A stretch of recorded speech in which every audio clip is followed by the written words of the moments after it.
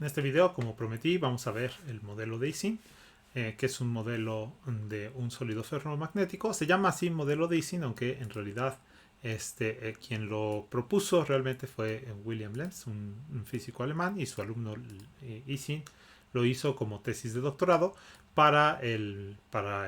como un sistema unidimensional. Entonces su idea era, no, vamos a considerar, que es la idea realmente de Lenz, vamos a considerar que los materiales ferromagnéticos, el fierro, está compuesto de átomos en una forma cristalina y estos pues tienen todavía no era claro lo del spin, entonces en realidad lo pensaban como pequeños magnetos, que son los átomos. Entonces estaban pensando, pues giran los electrones alrededor del núcleo atómico y eso produce un campo magnético. Entonces como pequeños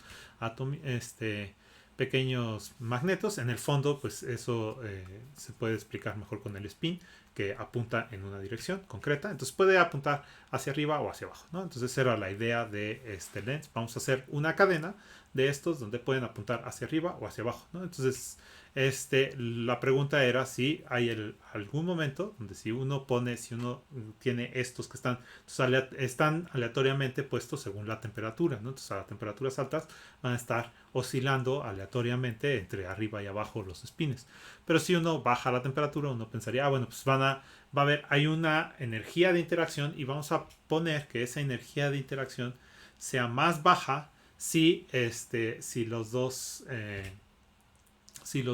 spines apuntan en la misma dirección, ¿no? Entonces para eso puso esta parte de un spin multiplicando por el otro spin multiplicado por la energía de enlace en negativo. Entonces si los dos apuntan en la misma posición, pues esto es positivo y el J es positivo. Entonces nos da una cantidad menor porque va restando esto, ¿no? Y además hay una parte que ya se había utilizado antes para los sólidos paramagnéticos, donde tenemos que la energía del spin, la energía por spin multiplicado por el campo magnético, pues la energía por átomo es el spin multiplicado, o el campo magnético multiplicado por el spin, ¿no? Entonces eso nos da una especie de energía paramagnética.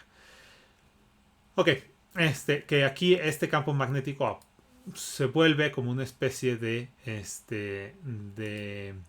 potencial químico de alguna forma de poner o quitar una partícula, ¿no? Entonces, por el hecho de existir, las partículas tienen una energía y eso pues los va a botar en una dirección o en otra. Y esta de los enlaces nos hace que si tenemos apuntando en una dirección vayan a tener preferentemente, entonces incluso para eso es algo que con los ferromagnéticos sucede, que incluso cuando hay cero campo magnético exterior, uno le baja la temperatura suficiente y de repente se acomodan los spines todos en una sola dirección y se vuelve pues un imán, ¿no? A pesar de que no había un campo magnético exterior o el campo magnético era mínimo despreciable.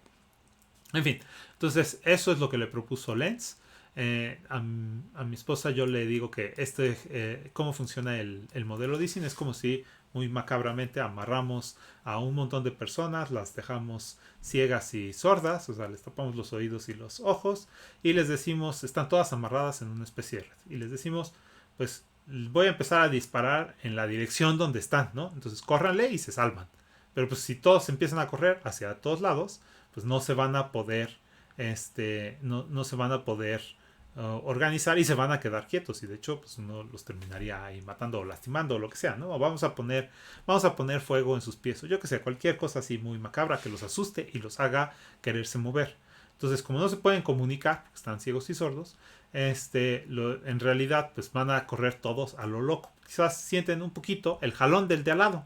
Entonces van a optar a moverse en la dirección donde jalen la mayoría, ¿no? Entonces, para ellos, ¿cuáles son la mayoría? Pues solamente sus vecinos. Si están amarrados en una línea, pues el de la izquierda y el de la derecha, o el de enfrente y el de atrás. Si están amarrados en una red, pues van a ser el de enfrente, el de atrás, el de izquierda y el de la derecha. Entonces van a hacer un promedio de sus vecinos y según cómo se muevan todos, se van a empezar a mover ellos, ¿no? También algo similar podemos pensar, por ejemplo, para las parvadas de pájaros, ¿no? Que ellos, cómo se mueven las parvadas de pájaros, pues van a empezar a copiar, van a hacer un promedio de lo que hacen a los que alcanzan a ver, que son unos poquitos, y eso termina siendo como un movimiento efectivo entre todos, ¿no? Entonces, algo similar es la idea detrás del modelo Dicing. En esta parte de aquí está ese modelo, ¿no? Entonces, la energía la vamos a tomar, en realidad lo que nos interesa es esta parte, aunque pues también podemos variar el campo magnético, para cambiar las propiedades de la energía. Y nos preguntamos si con eso vamos a tener una transición de fase. Para la desgracia de Ising, él pues resolvió el sistema en una dimensión y se encontró con que no había una transición de fase, entonces nunca se volvía ferromagnético el sistema, excepto a temperatura cero. Entonces eso fue su tesis doctoral. Fue un poco deprimente el asunto, pero después se dedicó a la educación. Es como de chiste casi que el que se deprime termina siendo profesor de secundaria, que fue lo que fue el primero en Alemania. Luego vino la guerra, entonces probablemente eso le afectó también mucho, que viniera la guerra. Entonces tuvo que huir. Él era judío, o de ascendencia judía, entonces tuvo que huir su familia a Estados Unidos. Él se fue también a Estados Unidos. Allá consiguió alguna plaza que le dieron en la universidad, pero terminó trabajando siempre de forma educativa y no en investigación, a pesar de que su modelo había pues servido para al menos picar la curiosidad a un montonal de físicos, ¿no? Entonces, es verdad que lo propuso Lenz, pero él lo hizo, él fue el que lo desarrolló en su tesis doctoral, por eso es que se quedó como el nombre del modelo Dicing, y es como uno de esos pocos casos donde el tutor respeta que el trabajo fue hecho realmente por el alumno, entonces quedó el nombre del modelo Dicing, pero después ya no continuó, ya no publicó nunca nada más. O sea, lo único que logró publicar fue lo que tiene que ver con su modelo de Ising. Después, no le fue mal, vivió 98 años, entonces habrá vivido bien para vivir tanto tiempo. Y después, en los años 40, apareció este hombre que ven aquí, que es el mero bueno del modelo Dicing. Él es un químico noruego, que después también se fue a Estados Unidos y ahí ganó el premio Nobel. Y ganó el premio Nobel por resolver el modelo Dicing en dos dimensiones. Entonces él fue el primero en dar una solución más o menos larga del modelo Dicing en dos dimensiones. Obtuvo cómo debía de ser el comportamiento de la magnetización, que la magnetización no es otra cosa que la suma de todos los espines, ¿no? Y descubrió que había efectivamente una transición de fase y encontró dónde se daba la transición de fase, para qué temperatura se daba la transición de fase. Entonces, lo que había sido triste para una dimensión fue súper interesante para dos dimensiones, y de hecho fue todo un tema, porque o en esas fechas, un poquito más adelante, se empezaron a estudiar los sistemas en dos dimensiones y se encontró que no debía de haber transición en los sistemas de dos dimensiones, a menos que hubiera algunas restricciones que al final las cumple el modelo Dicing, y por eso es que sí hubo, y eso generó como toda una revolución en el pensamiento de las transiciones de fase, que llevó a otros premios Nobel más adelante. No es el tema de este video, pero lo quería comentar porque pues, sí fue fuerte este resultado al final, y por eso ha sido tan útil. Es uno de los modelos más utilizados para un montonal de cosas. Hay un modelo muy famoso que se llama de Axel Roth. Ese es un sociólogo, creo que es holandés, no estoy completamente seguro. Es un sociólogo economista que decidió basarse en el modelo de Ising para hacer un modelo social, para pensar en cómo la gente toma decisiones. Entonces la gente también toma decisiones, así como les dije, uno les pone una pistola y van a decidir según los de su alrededor. Pues él pensó, pues algo así podemos hacer, y podemos variar, que no solo sea un spin, y que las decisiones no se tomen solamente porque hagan un promedio de una cosa, sino porque con quien convive tiene casi todas las, de una serie de opiniones, tiene todas igual que yo, excepto por una, ¿no? O excepto por dos. Y entonces la probabilidad de que yo cambie de opinión no es solamente porque haya muchos que piensen diferente a mí a mi alrededor, sino porque esos que piensan diferente a mí piensan igual en casi todo, excepto en un tema, y entonces me convencen de cambiar de opinión, ¿no? Esa es básicamente la idea del modelo de Axelrod, que ha sido súper exitoso para predecir elecciones, para predecir guerras, para predecir toda clase de cosas. En fin, ahora la ventaja de este modelo es que tenemos los vecinos bien definidos, son los que están en una red, entonces sabemos quién es el vecino 1 y el vecino 2. El modelo más general es sobre todos los posibles alcances y esta J de hecho va ahí adentro, porque los enlaces pueden ser entre uno cercano y uno lejano, pero una simplificación es pensar en solamente en una red, por ejemplo una red cuadrada, y entonces tenemos 4 vecinos y esta J es una constante que es el enlace entre esos 4, entre cada uno de sus pares. Entonces es muy claro quiénes son los vecinos. No vamos a sufrir como en el modelo de esferas duras al respecto. La desventaja, entre comillas, es que desventaja y al mismo tiempo ventaja es que ahora la h no es cero e infinito, sino hay una variedad de posibilidades, ¿no? Entonces la diferencia de las h ahí nos va a dar una variedad de posibilidades. Depende de la dimensión en la que estemos va a ser la variedad que tengamos. Y por lo tanto, sí vamos a tener aquí todo un rango de posibilidades, no solamente aceptado o no aceptado, sino una probabilidad de aceptarlo real. Entonces eso pues, es una desventaja en cuanto a la dificultad de programarlo, que no es mucho más, pero es una gran ventaja en cuanto a que ahora sí nos importa la temperatura, ¿no? Entonces en el otro, pues como era o cero o infinito el delta H, no nos importaba cuál era la temperatura, solo con temperatura cero podría ser diferente y eso pues básicamente nos interesa. Por la tercera ley de la termodinámica, básicamente básicamente dice que no podemos alcanzar temperatura cero, pues podemos eliminar esa parte, ¿no? Entonces, realmente el tener esta h diferente de cero y de diferente de infinito, pues nos permite ahora sí jugar con la temperatura y que a diferentes temperaturas tengamos diferentes resultados. Entonces aquí vamos a tener la temperatura como un parámetro, la J como un parámetro y la H como un parámetro. Entonces tenemos 3 parámetros con los cuales jugar. Típicamente los 3 son experimentalmente medibles, ¿no? Entonces podemos medir tanto la H como la J como la temperatura, ¿no? Y de hecho muy frecuentemente la J se deja fija y se pone igual a 1 o a un medio. De hecho es un poco más frecuente ponerlo como un medio. Nosotros lo vamos a utilizar así. Porque como se hace esta suma de ida y de vuelta, entonces se divide entre 2 esta cantidad. Entonces a veces se pone J igual a 1 y entonces va dividido esto entre 2. O se pone J solamente como lo puse yo y entonces ya no va dividido entre 2. En fin, el caso es que pues ahora tenemos todo este juego de los posibles valores. Una muy buena ventaja con esto de que tengamos los vecinos bien definidos es que la delta, si cambiamos un solo spin, si cambiamos muchos, pues tenemos que calcularlo, pero si cambiamos un solo spin, en realidad podemos saber cuánto se va a cambiar más fácilmente sin tener que calcular todo el hamiltoniano. Que todo el hamiltoniano, esta parte pues va como n, entonces tenemos que hacer una suma, así que va como n. Y esta a veces Julia nos lo reduce un poco, pero esta de aquí pues va como n por el número de vecinos, entonces todavía es más grande y esta definitivamente no lo reduce Julia. Entonces calcular esta cosa pues va como n por 1 más el número de vecinos, que es más o menos tardado en cada paso en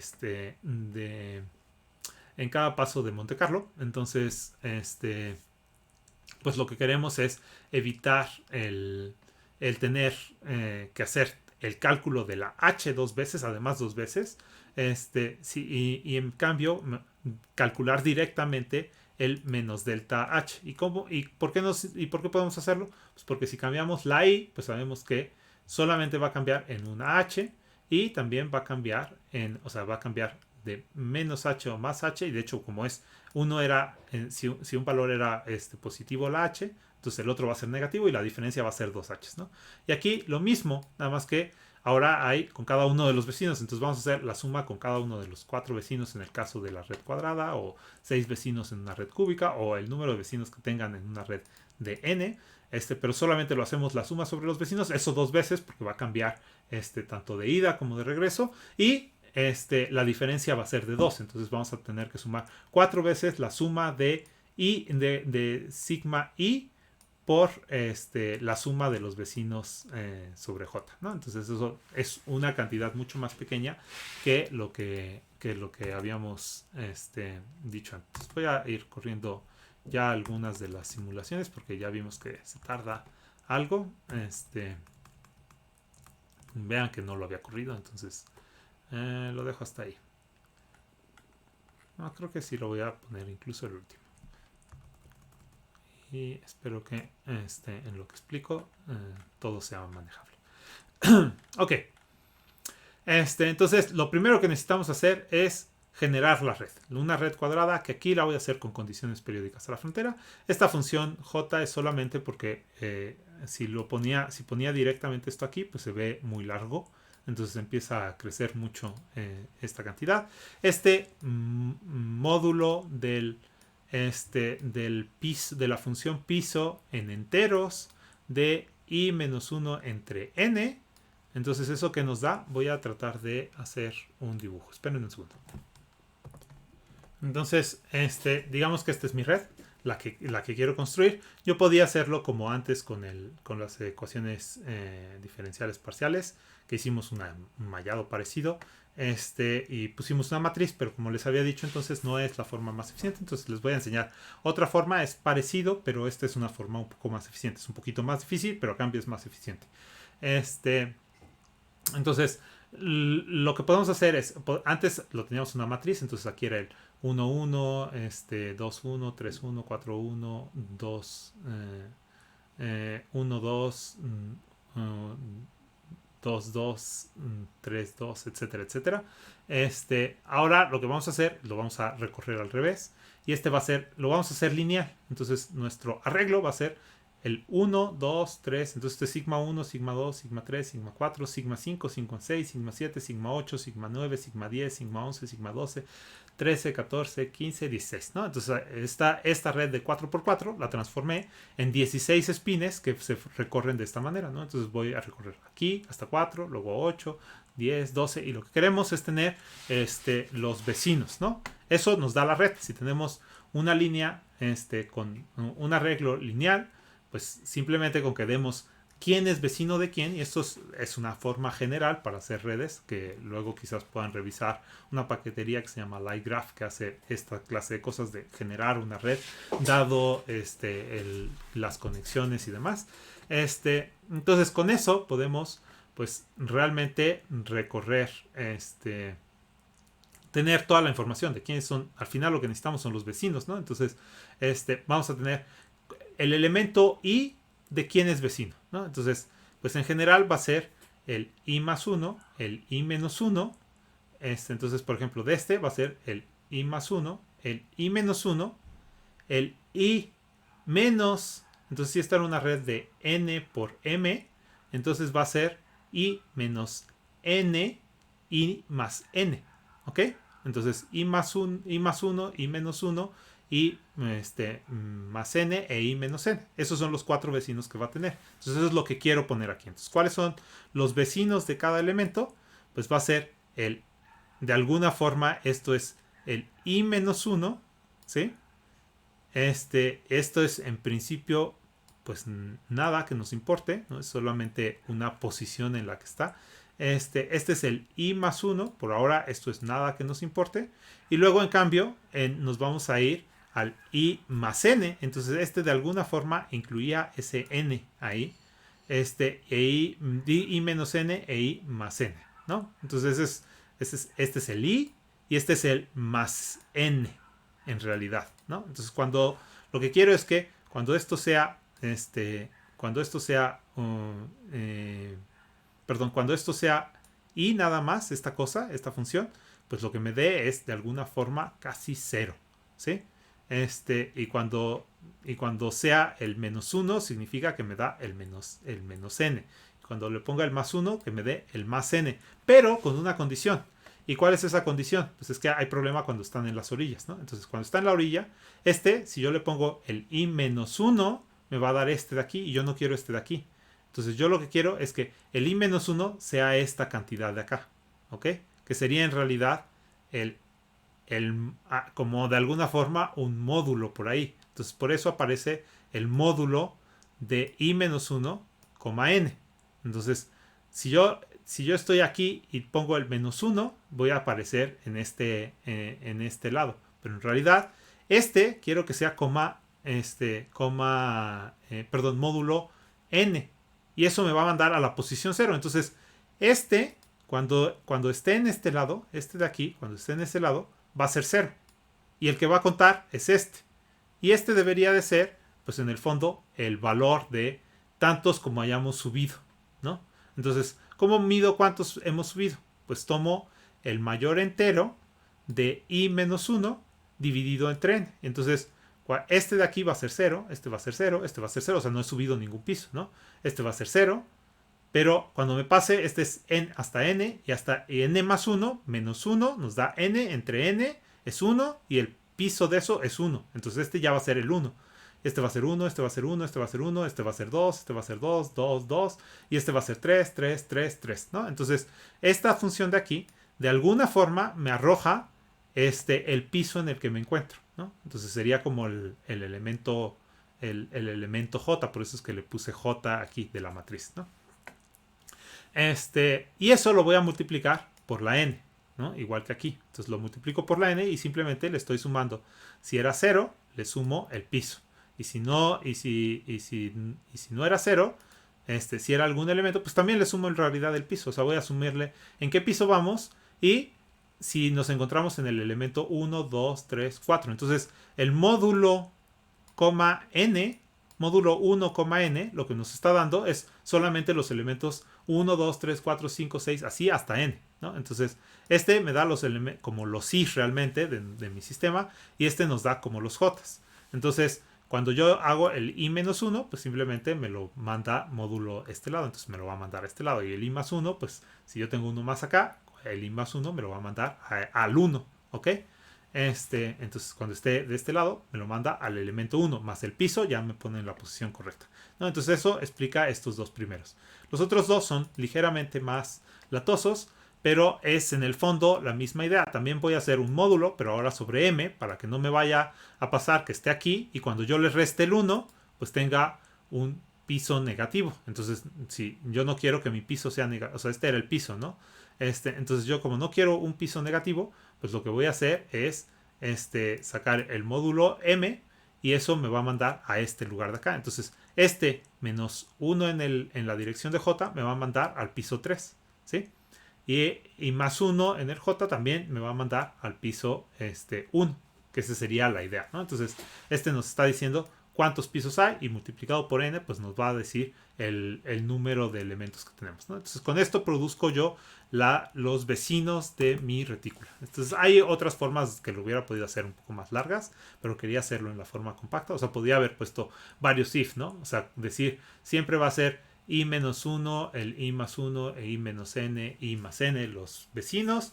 Pero si te encuentras en la frontera de este lado, entonces no vas a tomar el i menos 1, sino el i más n menos 1 o algo así, ¿no? Y si te encuentras en la frontera de este lado, no vas a tomar el i más 1, sino el i menos n más 1.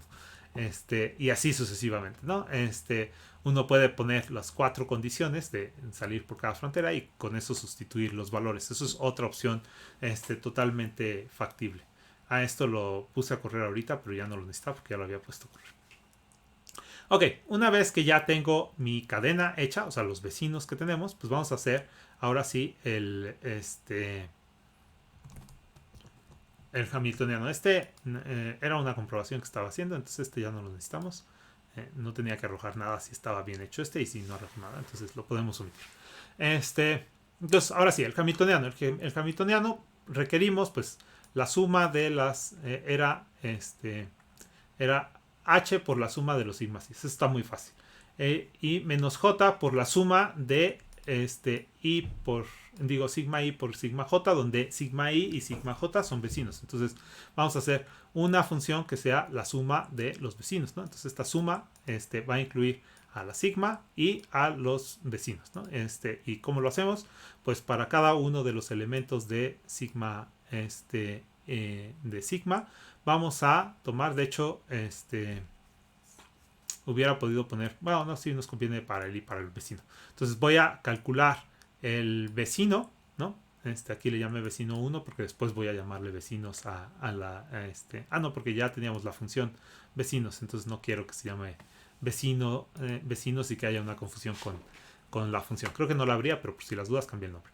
Entonces simplemente pues voy a sumar, comienzo con la suma igual a 0 y después le voy a ir sumando el producto de de todos los sigmas del vecino, ¿no? Entonces este es mi conjunto de vecinos, los 4 elementos, multiplicado eso por sigma i, que es tal cual esta cosa, ¿no? Aquí la suma sobre i y j pues puede ser solamente la suma sobre vecinos de i y j, pues podemos tomar la suma sobre los i's de sigma i por la suma de los j, donde j va desde el vecino 1 hasta el vecino 4 de sigma i.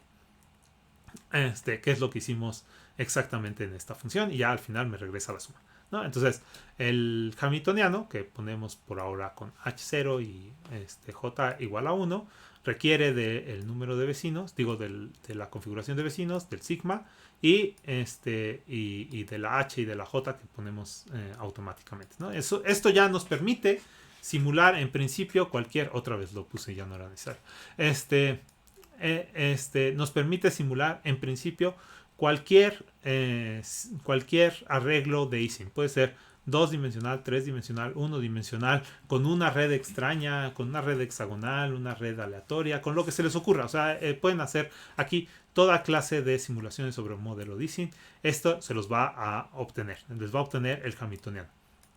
Ahora, como les dije, no necesariamente necesitamos calcular el hamiltoniano cada vez. Podemos calcular al principio el hamiltoniano y después vamos a actualizar este hamiltoniano con la diferencia de lo que vayamos obteniendo sin tener que calcular uno nuevo. Entonces vamos a calcular la diferencia nada más. Y la diferencia la calculamos como les había dicho, le tenemos que poner, la diferencia va a ser solamente 2 veces h, ¿no? Entonces por sigma. Entonces sigma, si sigma i cambia, entonces vamos a poner 2 veces, porque es entre que era más y pasó a menos, o que era menos y pasó a más, pues hay una diferencia de 2.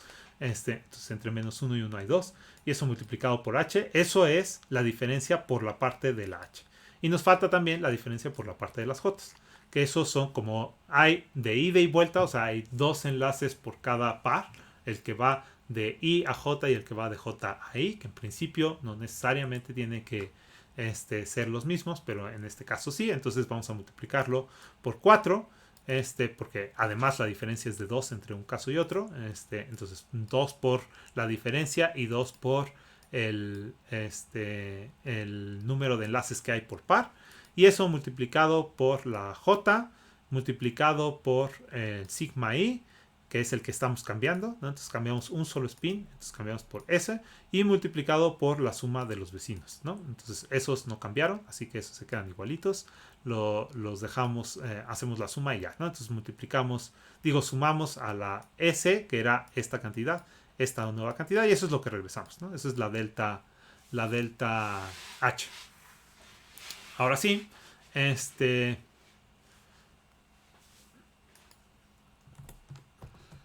quiero antes, perdón, iba ya a pasarme a la simulación, pero no. Recordé que antes les quería mostrar qué tan diferente es. Entonces aquí vamos a hacer una red de 500 por 500, que no es una red pequeña. O sea, las redes más grandes rondan de 1000 por 1000, no mucho más, que se estudian. Pero tampoco es una red tampoco es una red gigante, ¿no? O sea, sí ya son del tamaño de las que se estudian, en algunos casos desde 100 por 100, de 50 por 50 ya empieza a ser interesantes, más chicos que de 50 por 50 es quizás muy pequeño, pero de 500 por 500 tampoco es una cosa gigante. O sea, sí hay algunos que las han hecho de hasta 10.000 por 10.000, ya mucho más ya no, porque claro, cada vez que agregamos un 0 a un lado, pues hay que agregárselo al otro, así que 100 veces más partículas, y cada vez se requiere entonces 100 veces más pasos, además. Entonces 100 veces más pasos para llegar a la misma situación, y nos lleva 100 veces más. Entonces eso es pues casi 1.000.000 de veces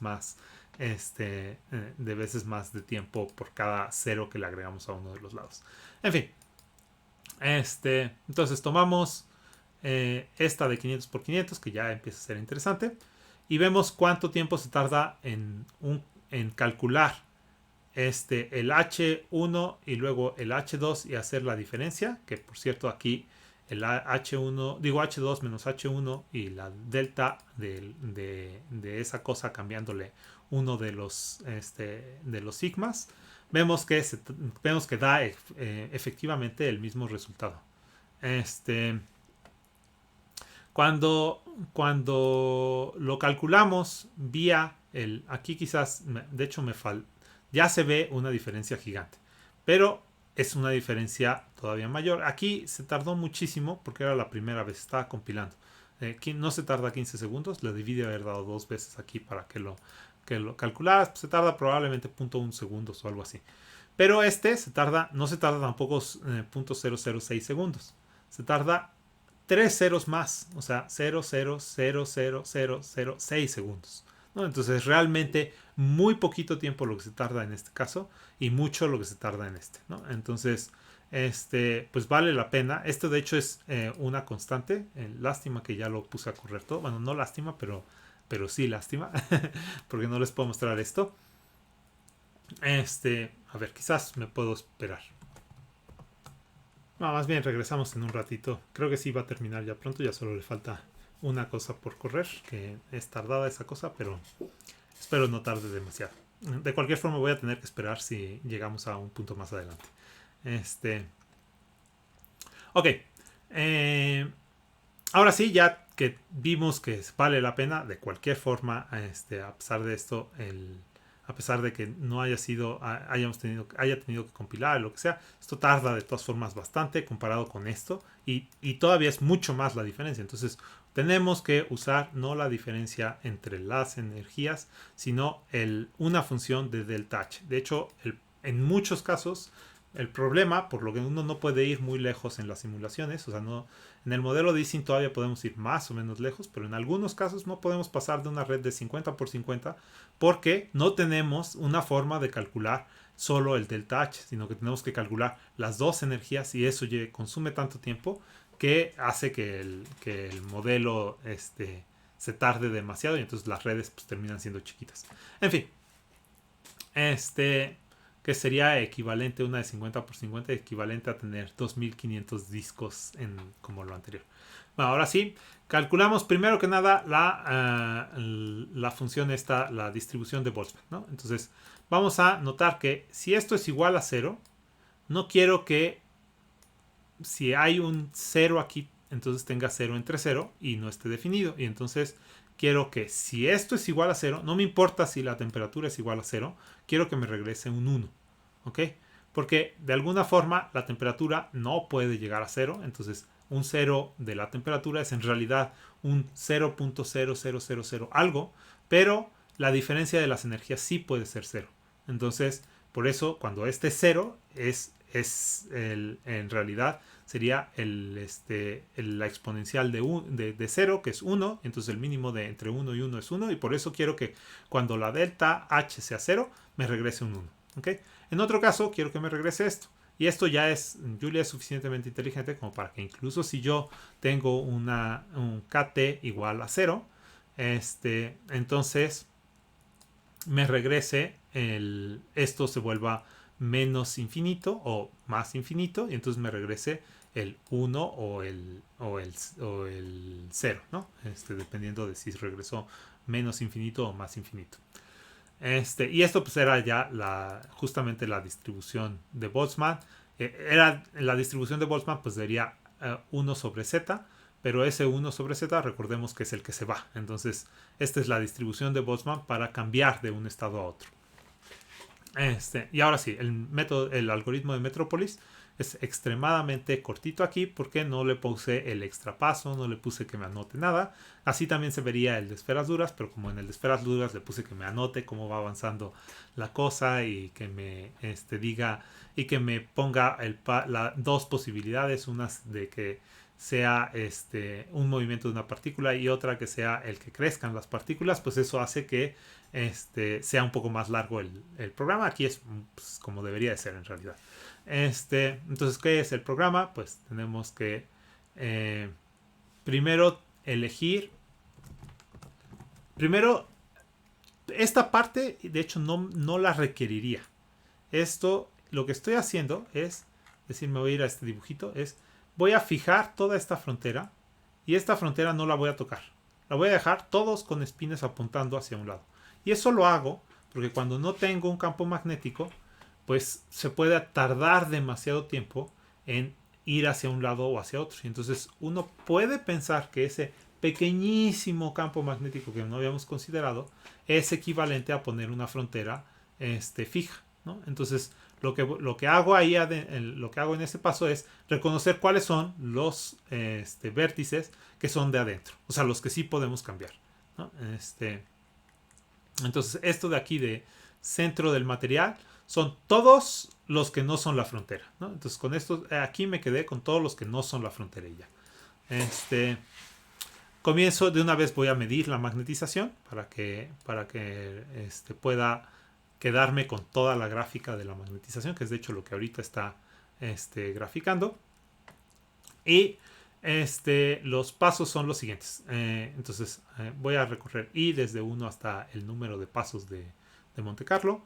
Y comienzo por elegir qué elemento del centro del material, o sea, cuál de la frontera es el que voy a cambiar. Los de la frontera, ya dije, los dejo fijos. Y de ahí calculo delta H como la función esta. Lo pongo dentro de de Boltzmann, donde hay una temperatura.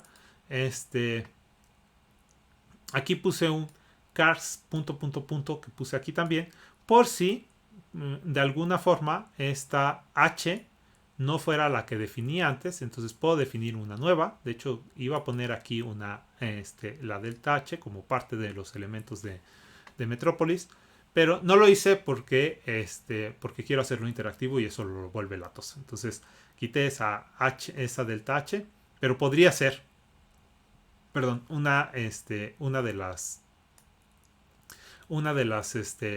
de los argumentos de esta función, y por eso lo había puesto aquí con el punto cars. Lo pueden eliminar porque no lo necesitamos en realidad. Después de eso genero un número aleatorio, y con ese número aleatorio, si el número aleatorio es menor que la probabilidad, entonces cambio el spin J que había tomado, ¿no?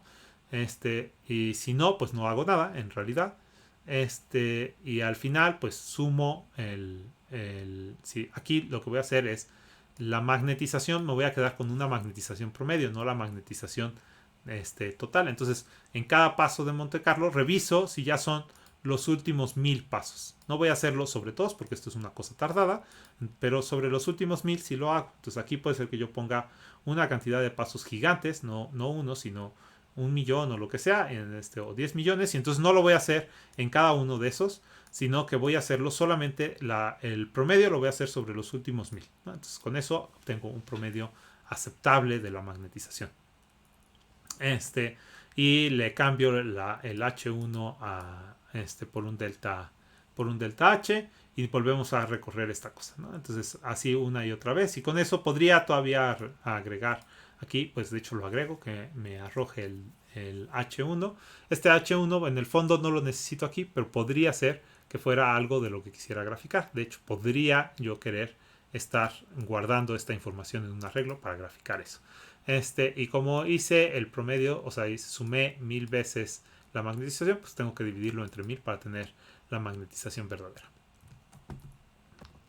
Ahora, como lo quiero hacer interactivo esta cosa, voy a generar una función que me grafique la sigma, y esa función es simplemente el heatmap del reshape. O sea, esta era una cosa lineal, entonces lo vuelvo una matriz. Ya que hice todos los cálculos, lo vuelvo una matriz, y que me dibuje esa matriz con unos colores, ¿no? Entonces si apunta para abajo va a ponerme un color negro, y si apunta para arriba va a ponerme el color que yo le diga, ¿no? Que en principio es un blanco, pero podría ser cualquier otro color. Con un aspect ratio de 1, le quito la barra, pues no necesito, solamente son dos colores. Le quito los ejes, le quito el grid, los ticks, y ya está, ¿no? Entonces con eso generé una función que me grafica adecuadamente con cuadritos de colores si apunta hacia arriba o hacia abajo. Entonces ya utilizo interact, y voy a hacer igual que en los videos de Interact, produzco una serie de botones. Entonces hay un botón donde en realidad es una casilla donde yo escribo aquí el tamaño de la red que quiero simular, ¿no? Entonces aquí puede ser de 10 por 10, de 100 por 100. Entonces simplemente va a ser una red cuadrada, solamente hay un valor. Podría haber puesto 2, pero no me interesa. Entonces aquí pongo el número que yo quiera. Entonces para que no me genere algún error o que se tarde mucho o lo que sea, primero puse un tiempo de animación base igual a 1. Si quiero, pues lo cambio. También puedo elegir aquí el color, ¿no? Entonces aquí uno puede picarle a qué color quiere poner los cuadritos, que no sean rojos o que sean rojos o que sean morados o lo que uno quiera. También le puedo cambiar el campo magnético, le puedo cambiar la temperatura, le puedo cambiar la constante J, que son los 3 parámetros que habíamos dicho, y puedo repetir el experimento, ¿no? Entonces simplemente puedo darle aquí reset y lo que va a hacer es repetir la cosa. Entonces esto todo es para poder hacer una animación. Entonces hice una función que lo que hace es hacer una animación. Es muy parecido todo esto a lo de Interact. Entonces ya no lo voy a explicar cómo se hace en el fondo. Si quieren, pues vean los videos de Interact para saber cómo se hace es una cosa de Interact y hice un ejemplo similar a esto para otra cosa totalmente diferente, pero similar a esto en los videos de Interact. Entonces, pues vean cómo lo hice. Se corre al final una animación y pido que se junten tanto el cuadro de donde me grafica a lo que se llega. Entonces aquí significa que todos están apuntando, digamos, hacia arriba, todos los pines hacia arriba. Y aquí me va a ir graficando, durante el tiempo de animación, me va a ir graficando la magnetización, ¿no? Entonces pues yo le puedo dar aquí todos los valores. Ahora tengo que esperar a que termine esta última gráfica para que yo pueda, que es la de la magnetización con respecto de tiempo. Lo puedo ir diciendo. Ahorita si lo intento correr, pues no va a hacer nada porque como está trabajando en esto, no va a trabajar en la parte interactiva. Pero esperamos y en un momento, entonces lleva 3 de 30 casos y en realidad lo hace imprime aquí cada que ya había salido uno, entonces en realidad lleva 6 de 30. Entonces va lento, sí se va a tardar un poquito. Esto sí se tarda unos 20-25 minutos en hacerse, quizás hasta un poco más. Sí, probablemente un poco más. Y esto básicamente lo que hago es repite las mediciones para una determinada temperatura. Entonces puse aquí la temperatura es repite para todas las temperaturas. Entonces voy a ir desde 0 hasta 6. Voy a medir la cosa esta de Metrópolis por este número de pasos, que es 200 por 100%, o sea, 10.000 por 200 es 2 millones, ¿no? Entonces vas a hacer 2 millones de pasos y ves qué magnetización obtuviste. Y eso lo incluyes en esta cosa que se llama, en este arreglo de magnetización. Entonces me va a dar este arreglo de magnetización, va a tener todas las magnetizaciones por cada una de estas temperaturas, ¿no? Entonces hay 2 millones de pasos para una red de 100%, que tiene 10.000 partículas a moverse. Por todas estas temperaturas, que son 6 por 100, son 600 temperaturas diferentes, hago esa cosa y luego lo repito eso 30 veces, ¿no? Por eso es que es tardado, porque pues, hagan solamente las cuentas, ¿no? Que es 2 millones por 600 por 30. Entonces 600 por 30 son 18.000 y 18.000 por 2 millones son 36.000 millones, ¿no? Entonces son 36.000 millones de veces en las que yo tengo que medir la función, en la que tengo que medir todo lo de Metrópolis, ¿no? Entonces todo lo que está aquí adentro. Entonces tengo que medir esta función Boltzmann, tengo que medir esta función delta, tengo que sacar un número aleatorio, sacar otro número aleatorio aquí, verificar si es mayor o menor que esta cosa, si es mayor multiplicarlo por -1, si se hizo además más de 1000 pasos, pues hacer esta cantidad, sumarle el delta h a esta cosa. Entonces hay una cantidad de operaciones gigantísima y pues eso pues es tardado, ¿no? Eso no hay computadora que lo pueda hacer rápido. Entonces hay que esperar un poco y en un momento regreso a mostrarles el resto. Ya terminó de hacer la gráfica que esperaba. Se tardó mucho más de lo que pensé, 1 hora y media o algo así. En fin, ya lo primero que quería era mostrarles que esta parte en verdad se tarda. Entonces corrí este de aquí, y este de aquí, y ven que ahora se tardó de hecho hasta mucho. No sé por qué. Ahí está, ¿no? Eso es lo que típicamente en realidad se tarda, ¿no? Pues ahí es una cuestión un poquito aleatoria, pero ven que es realmente, o sea, está en este nivel, ¿no? Entonces hay 4 órdenes de magnitud en el tiempo que se tarda haciendo el H2 menos H1 comparado con el tiempo que se tarda en hacer el delta H, ¿no? Entonces realmente conviene hacerlo, si no sería todavía, o sea, 4 órdenes de magnitud en tiempo si ya se tardó 1 hora y media, pues imagínense, multipliquen eso por 10.000, ¿no? Entonces serían 10.000, 15.000 horas que tardaría, que eso ni sé ahorita cuánto es. Es 2 años, o sea, realmente una cantidad absurdamente grande, ¿no? En fin, lo otro que les quería mostrar, no sé si lo tengo que volver a correr, pero es de aquí. Entonces ahorita quizás puse una animación demasiado grande, pero es para que vean. O sea, esto se tarda como 1 minuto en hacer esta pequeña animación o 2 minutos. Pero vamos a bajarle un poquito el tamaño de nuestra red. Entonces lo va a hacer mucho más rápido, por supuesto. Son solo 10 segundos, entonces no sorprende para nada. Vamos a darle los 100, bueno, no 10 segundos, 100 iteraciones. Eso se tarda un poco más, pero nos da una buena idea de cómo se ve el asunto. Entonces aquí se ve cómo crece la magnetización, y como hay una temperatura que es diferente de 0, pues hay algunos puntos que sí están ahí oscilando. Entonces nunca llega a una magnetización de 1, pero llega a una magnetización bastante alta, ¿no? Entonces ahora vamos a seguir aumentando esta temperatura y vamos a ver qué pasa, ¿no? Entonces tenemos que ser un poquito pacientes con la generación de estas imágenes, pero bueno, ahí ven cómo se tarda mucho más en llegar, y además no llega en realidad a algún valor. Voy a regresar otra vez a la temperatura bajita, porque hay una parte que es importante en toda esta clase de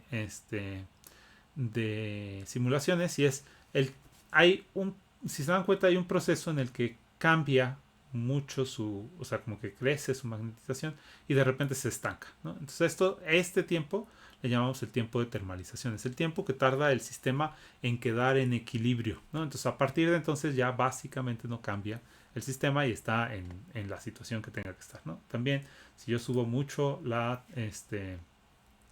temperatura, vamos a ver qué es lo que sucede cuando uno sube mucho la temperatura. Pues ven que aunque sí cambia sus propiedades, ¿no? Está fluctuando porque es un sistema altamente con una temperatura muy alta, entonces es normal que fluctúe. Entre más grande es el sistema, las fluctuaciones van decayendo más y más, pero básicamente ya está. Entonces aquí llegó a su estado final pues muy rápido, porque su estado final era de hecho uno de estos estados aleatorios, ¿no? Mientras que cuando uno pone la temperatura más o menos baja, tarda un tiempo de termalización hasta que alcanza su estado final. Y ahora cuando uno pone una temperatura ¿no? Esto es tampoco.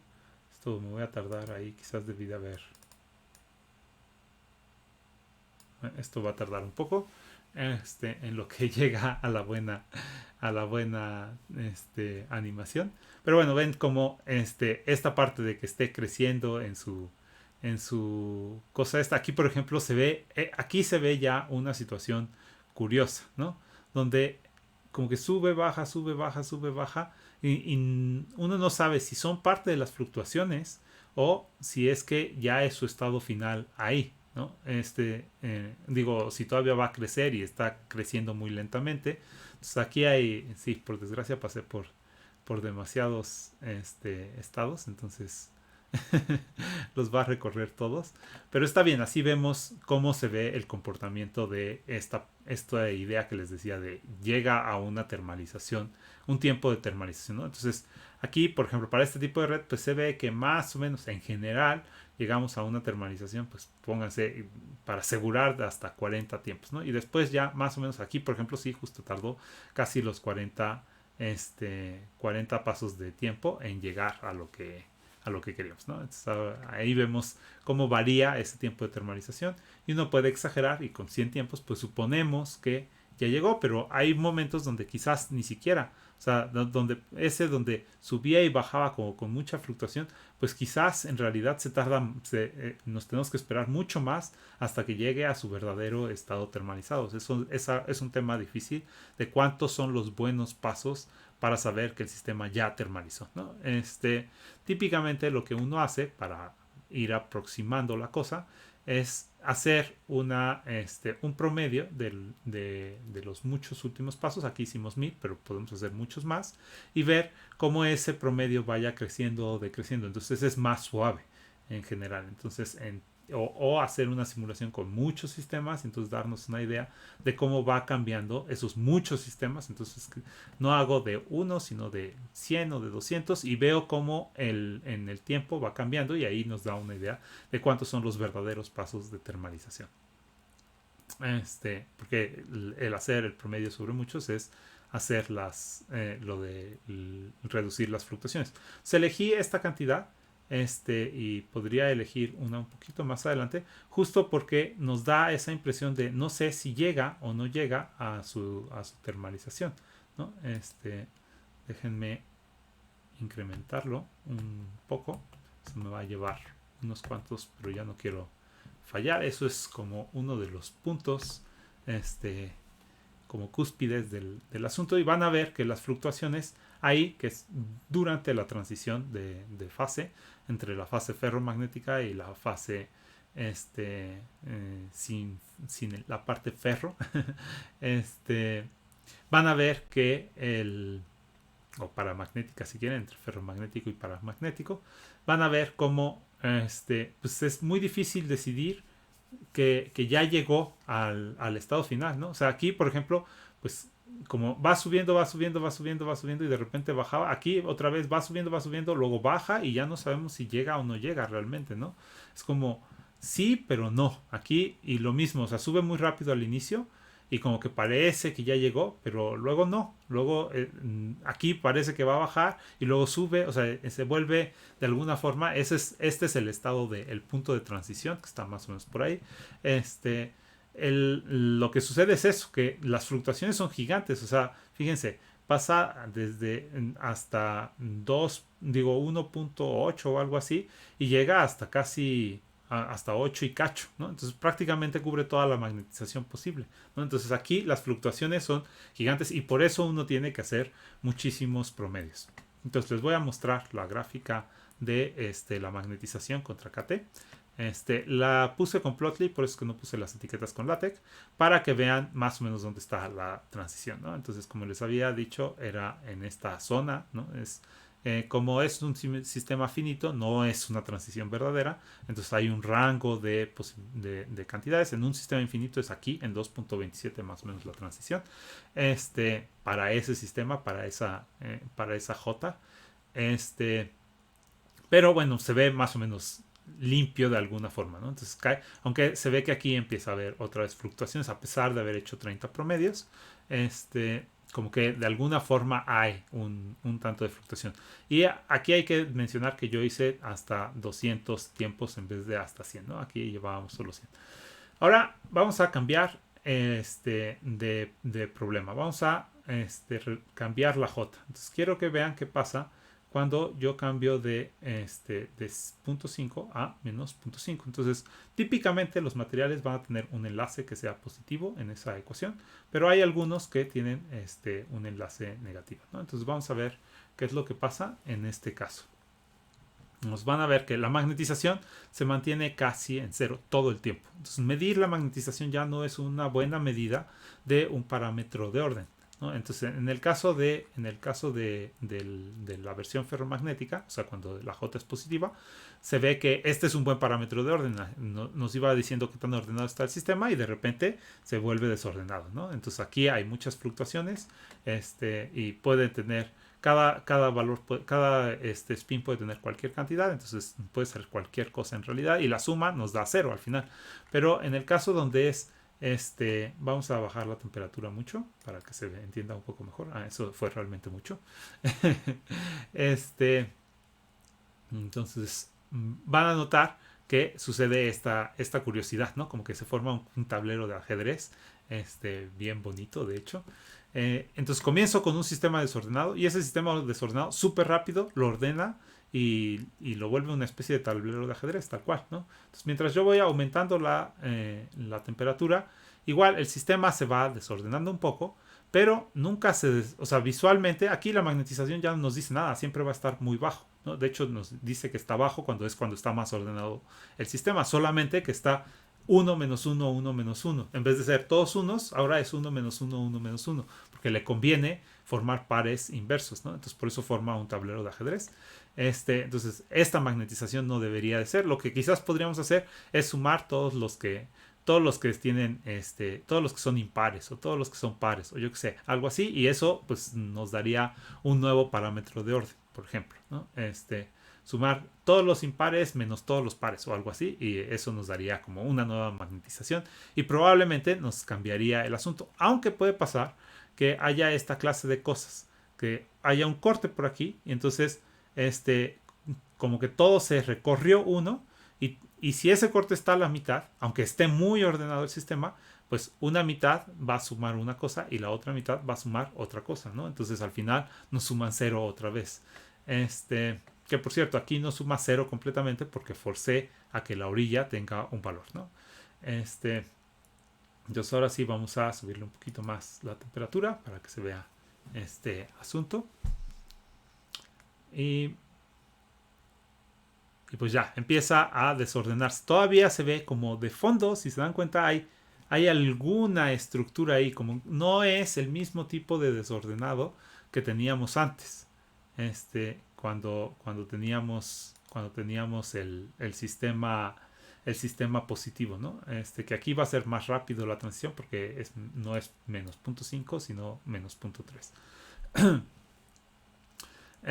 Y lo último que nos falta variar ahora es la H, ¿no? Entonces vamos a variar un poquito la H y vamos a ver qué pasa cuando voy a empezar con el J positivo y voy a variar el H ahora. De hecho, bueno, sí, vamos a dejarlo así. Entonces aquí ven que pues hay de hecho vamos a pasarnos a la temperatura donde ya es desordenado el asunto. ¿Por qué me paso a la temperatura desordenada? Porque al incrementar la H lo que vamos a hacer es darle más probabilidad de que todos apunten en una dirección y eso pues es equivalente a de alguna forma o parecido a bajar la temperatura, ¿no? Entonces esperamos que sea algo similar. De hecho les voy a pedir en la tarea que hagan una gráfica así, pero donde en vez de variar el KT lo dejen fijo, donde lo que varíen sea la H. Entonces vean si hay alguna especie de transición. Es un poquito tardada la gráfica, pero pues lo hacen con una de 50 por 50 y esa sí es de 20 minutos. Como les decía, crece cuadrático, entonces se volvió 4 veces, entonces la hora y media, los 90 minutos, divídanlo entre 4 y ya salen los 20 minutos que les había dicho. Bueno, entonces a pesar de que ya estamos en el 2.9, donde el sistema es muy desordenado en principio, ven que se vuelve bastante verde. La diferencia es que antes llegaba a la punta y sus fluctuaciones eran súper chiquititas.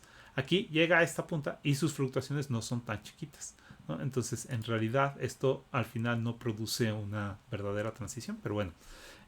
Ya lo verán ustedes cuál es la curiosidad. Uno puede también, no solamente, y además se ve que puedo ir obteniendo tan bajo como yo quiera mi KT, ¿no? perdón, mi magnetización bajando aquí la H. Esto es un poco entendible. Tenemos un fierro y lo que hacemos está a una temperatura muy alta, entonces sus espines están desordenados en realidad, pero al acercarle un imán, pues parte de esos espines se van a ordenar, entonces se va a magnetizar el sistema, ¿no? Entonces se vuelve, pues el fierro, cuando lo pegan a un imán, se vuelve imán el fierro, ¿no? Esa es la idea de esto de aquí, ¿no? Entonces yo tengo mi pedazo de fierro y le aumento el imán y lo que obtengo es un imán. Y dependiendo de qué tan fuerte ponga la interacción de mi imán, voy a obtener un imán más o menos magnetizado, ¿no? Entonces va a llegar a su máximo de magnetización o va a llegar a una cosa más pequeñita, ¿no? Entonces entre más H incrementa aquí, más va a crecer esta cosa, mientras que si lo sigo bajando, pues debo de llegar a algún punto donde sea ese que estaba por aquí como punto 1 por culpa de la orilla, ¿no? Entonces, de alguna forma, esta H lo que hace es regular en qué punto nos encontramos. Ahora, ¿qué tanto baja? ¿Qué tan rápido baja? Pues eso es lo que ustedes van a tratar de descubrir. Hay como mucho realmente que jugar aquí. Uno puede cambiar las redes, que no sea una red que no sea una red cuadrada, sino alguna red de otro tipo, a ver si cambia. Puede ser hacer una red hexagonal, pues uno espera algo similar, no necesariamente es algo similar, y especialmente no es similar cuando uno se pasa a la parte donde j es negativo, ¿no? Porque j negativo para una cuadrada pues tiene, o sea, puede tener este es negativo, entonces estos de aquí son positivos todos. Y a cada uno de ellos, pues sus vecinos son negativos y coinciden. Pero en el hexagonal, como hay de 3, entonces puede pasar que, o sea, más bien pasa siempre que, o sea, yo tengo aquí un punto y tengo otros 6 vecinos, ¿no? Entonces digo, pues este es positivo, entonces los 6 son negativos, pero entre ellos son vecinos de 2 en 2. Entonces, ellos no podían ser negativos 2 a la vez. Entonces eso hace que haya un rompimiento de simetría. Entonces el arreglo cuadrado forma un tablero de ajedrez para el sistema con J negativo. Pues la pregunta que les dejaría, probablemente se los ponga ahí en la tarea, es ¿cuál es el arreglo, cuál es la figura que forma el arreglo hexagonal, ¿no? Bueno, pues hasta aquí llegó la clase y espero que la hayan disfrutado y que hayan aprendido mucho. Entonces, de ahí nos pasamos a dinámica molecular, que lo veremos próximamente. Son la próxima tanda de videos.